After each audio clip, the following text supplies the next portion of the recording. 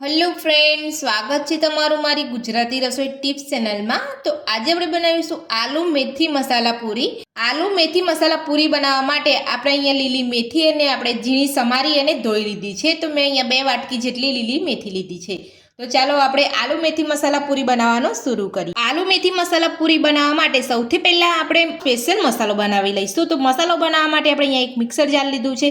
એની અંદર આપણે અહીંયા આદુ લસણ મરચાં લઈ લઈશું। તો તમારે અહીંયા આદુ લસણ મરચાંનું પ્રમાણ તમે તમારા ટેસ્ટ પ્રમાણે વધુ ઓછું તમે અહીંયા કરી શકો છો। તો મેં અહીંયા એક આદુનો ટુકડો લીધો છે, અહીંયા 15 થી 16 લસણની કળી લીધી છે અને આપણે અહીંયા 2 તીખા મરચાં લીધા છે। તો બધું જ આપણે અહીંયા મિક્સર જારમાં લઈ લઈશું। અડધી નાની ચમચી આપણે અહીંયા વરિયાળી લઈશું, અડધી નાની ચમચી જીરું લઈશું।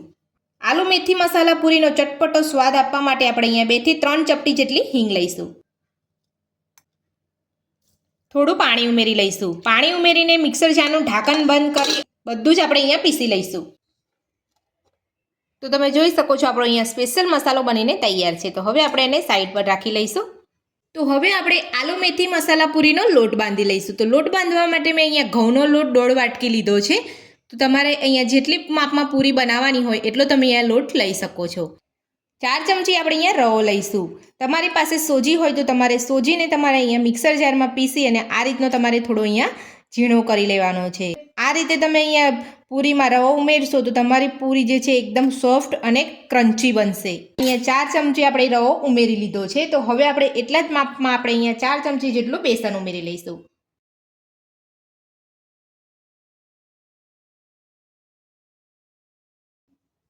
એક મોટી ચમચી જેટલા આપણે અહીંયા સફેદ તલ ઉમેરીશું। 1 ચમચી કાશ્મીરી લાલ મરચું ઉમેરીશું। અડધી ચમચીથી ઓછું આપણે અહીંયા જીરું ઉમેરીશું। સ્વાદ પ્રમાણે મીઠું ઉમેરીશું। અડધી ચમચી હળદર પાવડર ઉમેરીશું। તો હવે આપણે મિક્સર જારમાં પીસેલો મસાલો ઉમેરી દઈશું।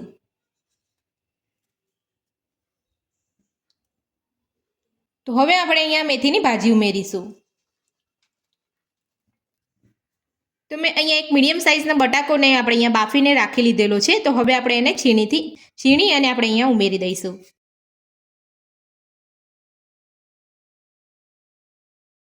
તો બટાકો આપણે અહીંયા છીણી લીધો છે। તો હવે આપણે મેં અહીંયા 2 મોટી ચમચી જેટલું તેલ અહીંયા ગરમ કરી લીધું છે।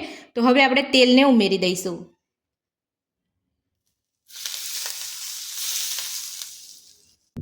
બધું જ આપણે મિક્સ કરી લઈશું। તો આપણે અહીંયા ગરમ તેલ ઉમેર્યું છે એટલે આપણે અહીંયા ડાયરેક્ટ હાથથી આપણે અહીંયા મિક્સ નથી કરવાનું। આ રીતે ચમચીની મદદથી આપણે અહીંયા થોડું મિક્સ કરી લેવાનું છે। ત્યારબાદ આપણે હાથથી લોટ બાંધી લેવાનો છે અને ખાસ ધ્યાન રાખવાનું છે કે જ્યારે પણ આપણે આ રીતની પૂરી બનાવીએ ત્યારે આપણે અહીંયા પાણીનો ઉપયોગ નથી કરવાનો। આપણે અહીંયા લોટને બધું જ મિક્સ કરી લેવાનું છે અને પછી જ આપણે અહીંયા જોવાનું છે। તમને લાગે તો તમારે અહીંયા પાણી ઉમેરવાનું છે, બાકી તમારે અહીંયા પાણી નથી ઉમેરવાનું। તો મેથીની ભાજી પણ આપણે અહીંયા પાણીવાળી હોય છે અને આપણે અહીંયા બાફેલું બટાકો પણ લીધેલો છે એટલે આપણે અહીંયા પાણીની જરૂર જ નહીં પડે।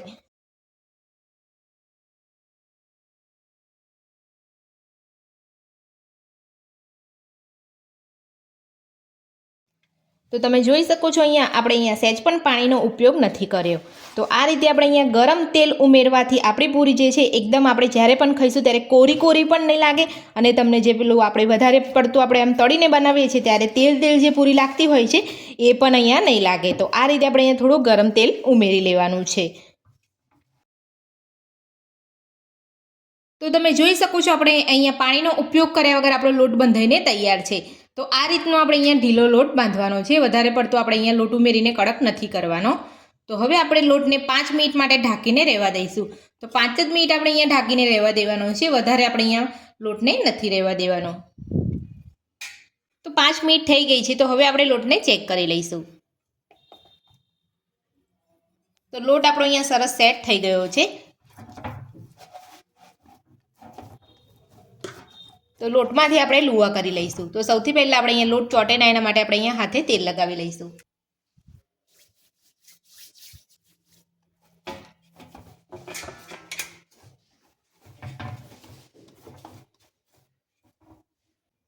તો હવે આપણે આ રીતના આપણે અહીંયા લુવા લઈ લઈશું। તો આપણે જે પૂરી બનાવતા હોય એનાથી થોડો આપણે અહીંયા વધારે લુવો લેવાનો છે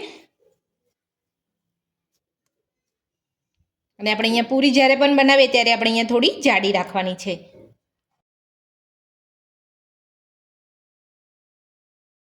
તો હવે આપણે આ સાઈઝના લુવા કરી લઈશું।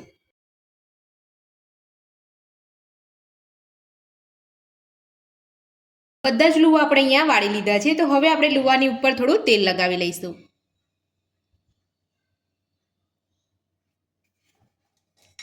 તો આ રીતે આપણે લુવા ઉપર તેલ લગાવીશું તો અહીંયા લુવો જ્યારે પણ આપણે પૂરી વણીશું ત્યારે વારંવાર આપણે અહીંયા તેલ લગાવવાની જરૂર નહીં પડે. અને આ રીતે આપણે લુવા ઉપર તેલ લગાવીશું તો આપણી જે લોટ છે પૂરીનો એ આપણે અહીંયા વેલણ પર પણ નહીં ચોંટે. તો આ રીતે આપણે અહીંયા લુવા ઉપર તેલ લગાવી લેવાનું છે. તો આપણે અહીંયા બધા જ લુવા ઉપર તેલ લગાવી લીધું છે. તો મેં અહીંયા એક આટલો લીધો છે પૂરી વણવા માટે.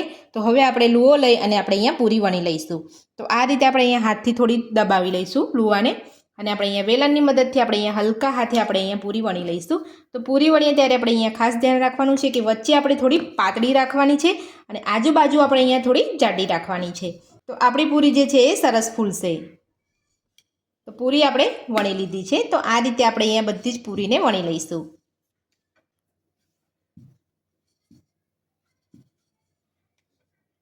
તો પૂરીને આપણે અહીંયા આટલી પતલી રાખવાની છે, વધારે પડતી આપણે અહીંયા જાડી નથી રાખવાની.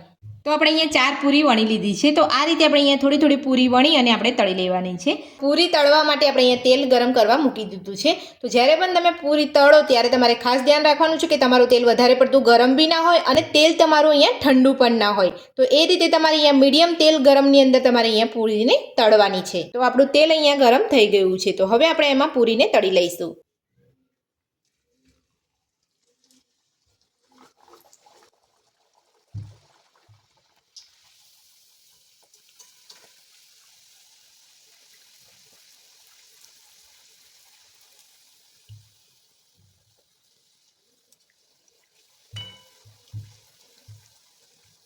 તો તમે જોઈ શકો છો પૂરી આપણી એકદમ ધીરે ધીરે સરસ ફૂલે છે. આ રીતનું આપણે અહીંયા તેલ ગરમ કરીને આપણે પૂરીને તળી લેવાની છે. જ્યારે પણ આપણે અહીંયા તેલમાં પૂરી મૂકીએ ત્યારે આ રીતે આપણે અહીંયા પૂરી ઉપર તેલ નાખતું જવાનું છે. એટલે સરસ રીતે આપણી અહીંયા પૂરી તળાઈ જશે અને સરસ ફૂલીને તૈયાર થશે. તો તમે જોઈ શકો છો આપણી પૂરી એકદમ સરસ રીતે અહીંયા તળાઈને એકદમ ફૂલી ગઈ છે. તો આ રીતે આપણે બંને સાઈડ આપણે અહીંયા પૂરીને તળી લઈશું. તો પૂરી આપણે અહીંયા સરસ તળાઈ ગઈ છે. તો હવે આપણે પૂરીને કાઢી લઈશું. આ રીતે આપણે બધી પૂરીને વણી અને તળી લઈશું.